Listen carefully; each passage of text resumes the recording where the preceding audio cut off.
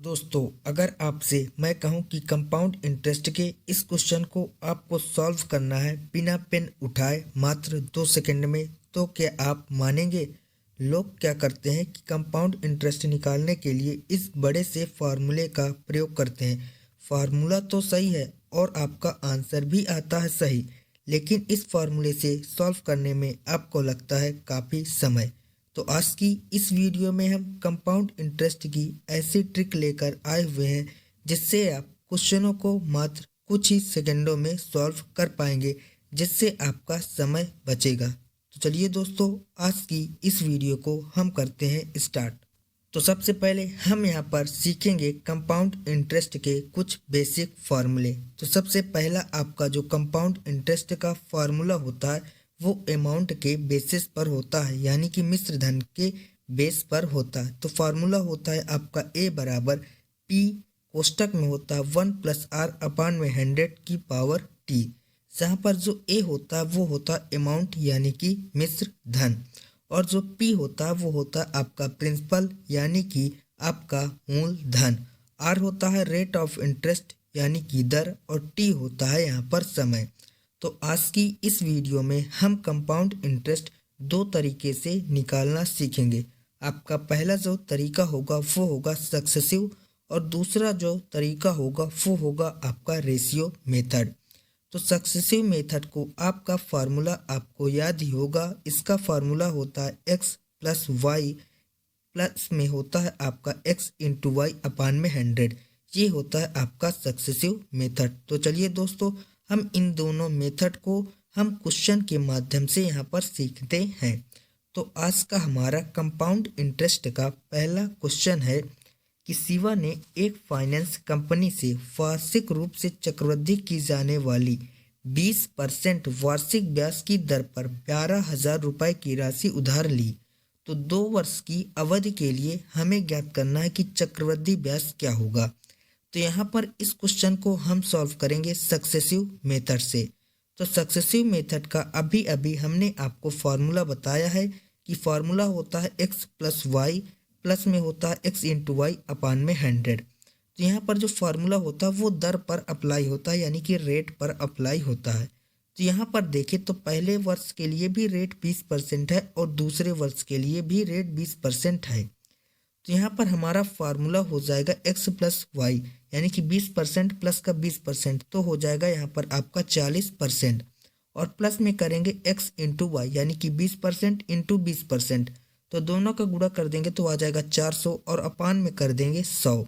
तो 100 से डिवाइड करेंगे 400 को तो आ जाएगा 4, और 40 में 4 को ऐड कर देंगे तो आ जाएगा आपका 44%।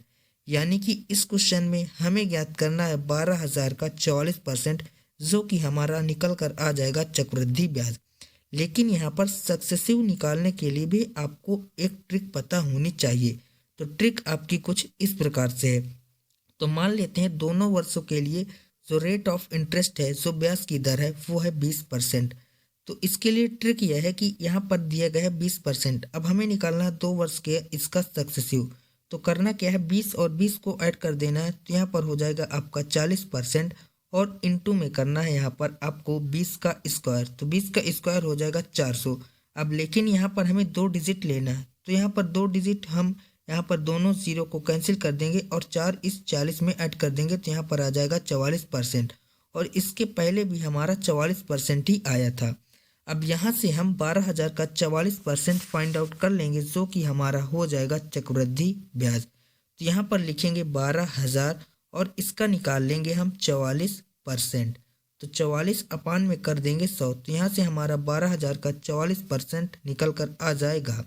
तो 2 जीरो से 2 जीरो हो जाएगा कैंसिल। अब 12 की गुणा 44 से करेंगे तो 12 चौके हो जाएगा 48, कैरी आपका आ जाएगा 4, और फिर से 12 चौके 48 और 4 हो जाएगा 52, और एक जीरो है तो यहाँ पर लगा देंगे 1 जीरो। ये हमारा चक्रवृद्धि ब्याज 2 वर्ष का निकल कर आ चुका है, जो कि है हमारा 5,280 रुपये। यहाँ पर देखें तो चारों ऑप्शनों में सिर्फ और सिर्फ ऑप्शन नंबर ए में है 5,280, इसीलिए इस क्वेश्चन का हमारा राइट आंसर हो जाएगा option number A 5,280। I hope कि आपको यह क्वेश्चन बहुत ही अच्छी प्रकार से समझ में आ गया होगा। आप लोगों को वीडियो कैसी लग रही है ये हमें कमेंट बॉक्स में ज़रूर बताइएगा। यदि आप लोगों को वीडियो अच्छी लग रही हो तो प्लीज़ वीडियो को लाइक कर दें, चैनल पर नए हो तो सब्सक्राइब कर दें और अपने दोस्तों के साथ इस वीडियो को शेयर ज़रूर कर दें। इसके बाद हम नेक्स्ट क्वेश्चन में सॉल्व करेंगे रेशियो मेथड से। तो यहाँ पर आपका नेक्स्ट क्वेश्चन है कि 24,000 रुपये पर 10% प्रतिवर्ष की दर से 3 वर्ष का हमें फाइंड आउट करना है चक्रवृद्धि ब्याज।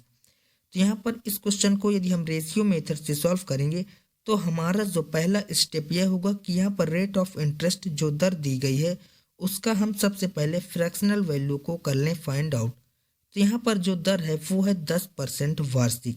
तो 10% की फ्रैक्शनल वैल्यू होती है यहाँ पर 1/10। अब इसका मतलब यह है कि पहले वर्ष में जो धनराशि है वो 10 से हो जाती है 11 रुपये। तो यहाँ पर जो धनराशि है वो है 10 से हो जाती है यहाँ पर 11, लेकिन यहाँ पर जो समय है वो है 3 वर्ष का। इसका मतलब यह है कि यहाँ पर कर देंगे दोनों में 3 का क्यूब। तो यहाँ पर जो 10 का क्यूब है ये होगा आपका मूलधन, जो 11 का क्यूब है वो हो जाएगा आपका मिश्र धन यानी कि अमाउंट। तो यहाँ पर 10 का क्यूब होता है आपका 1000, तो लिखेंगे यहाँ पर 1000, और 11 का क्यूब होता है 1331, तो यहाँ पर लिख देंगे 1331। लेकिन हमें यहाँ पर ज्ञात करना है चक्रवृद्धि ब्याज को। तो ये आपका यदि मूलधन है और ये मिश्र धन है तो चक्रवृद्धि ब्याज हो जाएगा इन दोनों के बीच का डिफरेंस।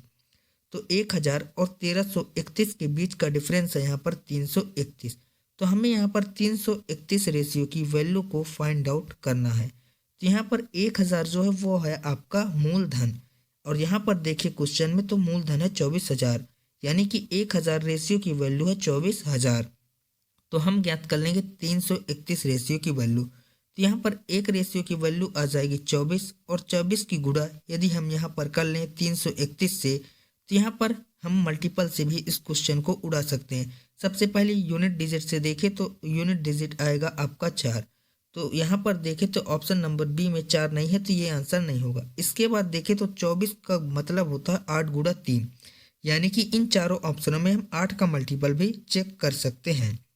तो पहले ऑप्शन को देखें तो 8 का मल्टीपल, ये जो पहला ऑप्शन है वो आपका है। आप लास्ट की 3 डिजिट को कैलकुलेट कर सकते हैं। इसके बाद ऑप्शन नंबर सी को देखें तो 8 से काटेंगे तो 8 चंग 48, बचेगा आपका 14। तो ये ऑप्शन आपका 8 का मल्टीपल नहीं होगा।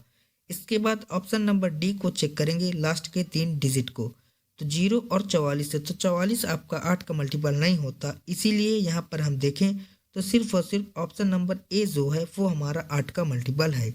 इसीलिए इस क्वेश्चन का राइट आंसर हमारा होगा ऑप्शन नंबर ए 7,944, जो कि 24,000 का 10% 3 वर्ष के लिए चक्रवृद्धि ब्याज होगा। आई होप कि आपको ये रेशियो मेथड भी बहुत ही अच्छी प्रकार से समझ में आ गया होगा। इस क्वेश्चन के बाद हमारा नेक्स्ट क्वेश्चन है कि एक डॉक्टर जो है वो 3,825 रुपये उधार लेता है और वो 2 समान वार्षिक किस्तों में पैसे वापस कर देता है। तो चक्रवृद्धि ब्याज की वार्षिक दर है यदि 4%, तो प्रत्येक किस्त का मूल्य हमें फाइंड आउट करना है। तो यह जो क्वेश्चन है वो आपका किस्त यानी कि इंस्टॉलमेंट से रिलेटेड क्वेश्चन है, और इस प्रकार का जो क्वेश्चन है वो आपको हर एग्जाम से में देखने को मिलेगा।